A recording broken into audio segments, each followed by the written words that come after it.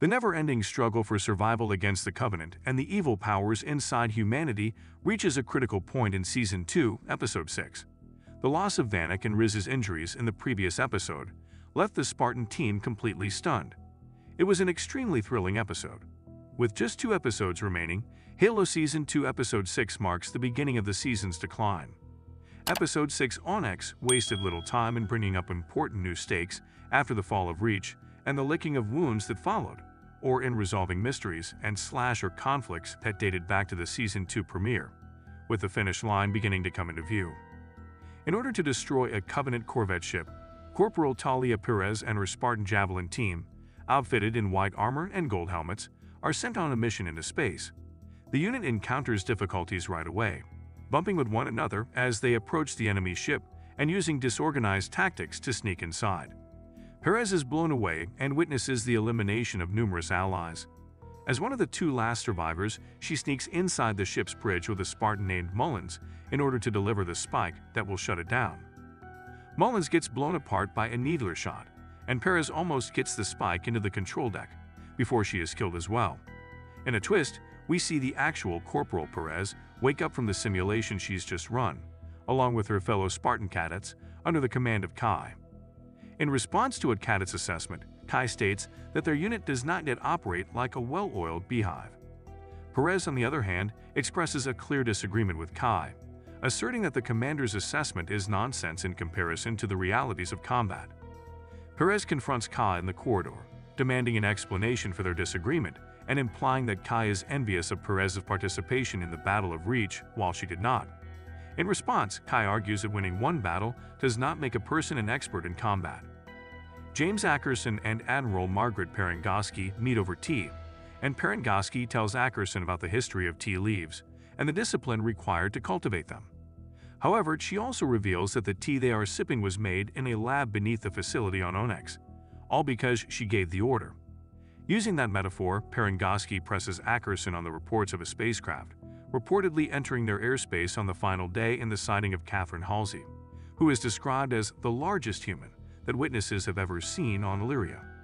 The action cuts to the exterior of the building, where Master Chief is visibly scanning the base for potential infiltrators. Kai is shown engaged in a fierce combat that is reminiscent of the combat of Reach. Are they Spartans?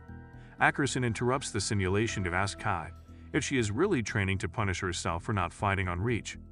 According to Ackerson, Kai must begin to have faith in her new Spartan team since Master Chief is no longer among them.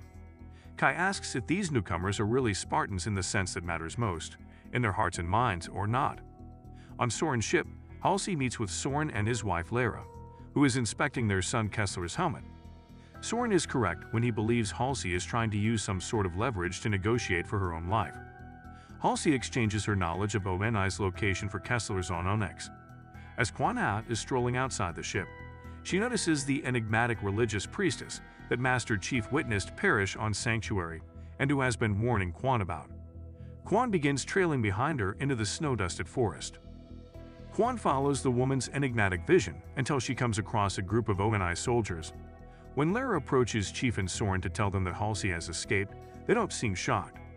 Chief engages in combat as the ONI squad opens fire on Quan, ignoring Soren's warning about his battle damage.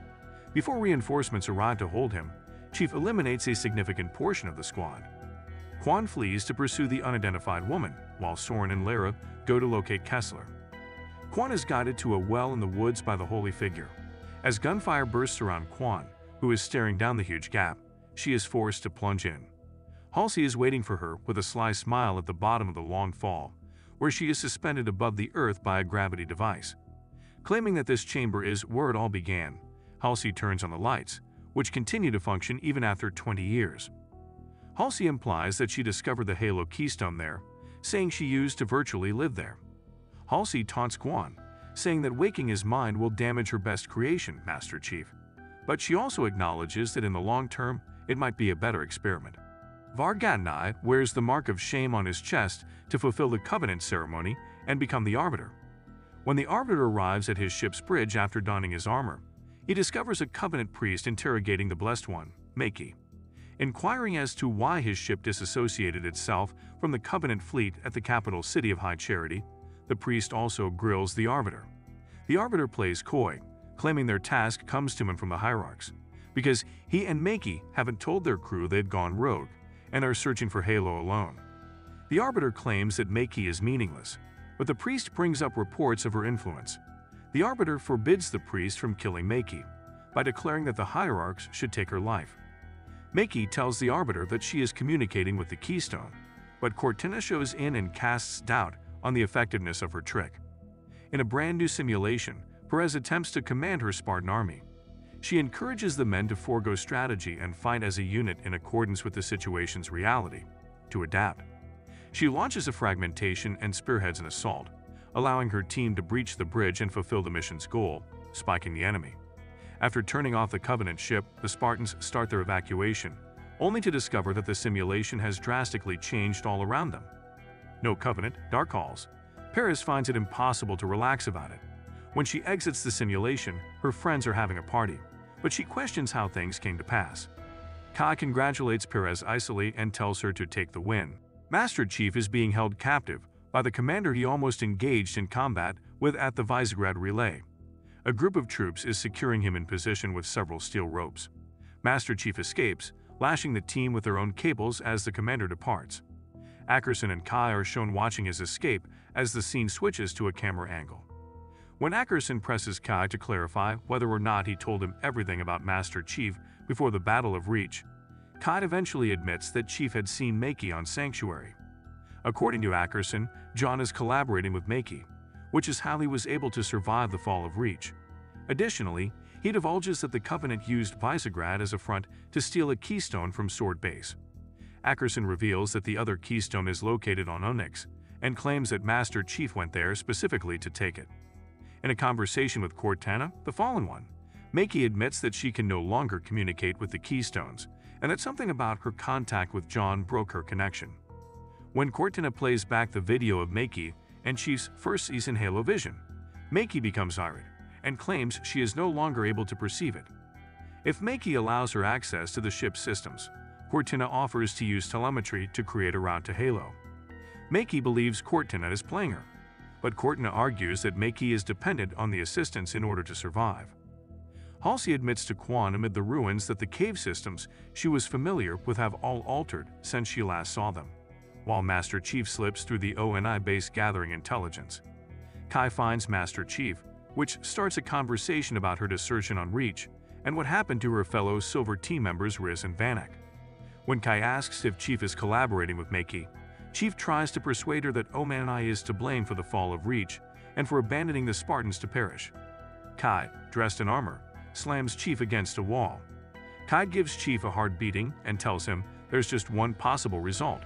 Instead of fighting, Chief tells Kai that Vanek and the others died the instant they turned into Spartans. Chief is always telling her to think for herself, but Kai keeps pounding him till he passes out. Perengoski and Ackerson observe via the cams. Perengoski receives a call at the command center informing her that an inbound broadcast has compromised planetary communications. Seeing that it's Cortana approaching her, she clears the room. Master Chief regains consciousness simultaneously with the detection of Cortana's signal. After losing his Spartan family, Chief is down and out, but Cortana persuades him to stand and fight again since the Covenant and Makee are going to approach the Halo rings. Using the information she obtained from the Covenant ship, Cortana makes an appearance before Admiral Perengoski. Declaring her mission parameters accomplished, Cortana makes known the agreement she made with Perengoski during her split from Master Chief. Cortana informs Perengoski that there is very little chance the UNSC will conduct a successful attack without suffering significant casualties, even with the intelligence. After her duties are done, Cortana wonders if she will be remembered. Perengoski responds, how could she ever be forgotten? With Makee by her side, Cortana returns aboard the Arbiter's ship and repeats, nothing can be undone. Halsey and Quan discover that UNSC Commander Miranda Keyes, Halsey's daughter, has been conducting fresh cave excavation. Halsey is upset that someone she views as inferior are handling her years of research. Miranda sarcastically praises her mother and remarks that if it weren't for Halsey's diligence, she never would have discovered the error in it. When Soren and Lyra enter one of the facility's chambers, they discover it is strangely vacant. Lyra inquires as to their location, to which Soren replies, Thermopylae, alluding to the well-known Spartan vs. Xerxes fight from the movie 300. Lara is told to leave by Soren after he notices something on the ground, possibly a dirt or blood clot, because they are coming. As Kai is about to insert the spike and complete the mission, Ackerson approaches her while she is still in the simulation that the Spartan Javelin team is going through.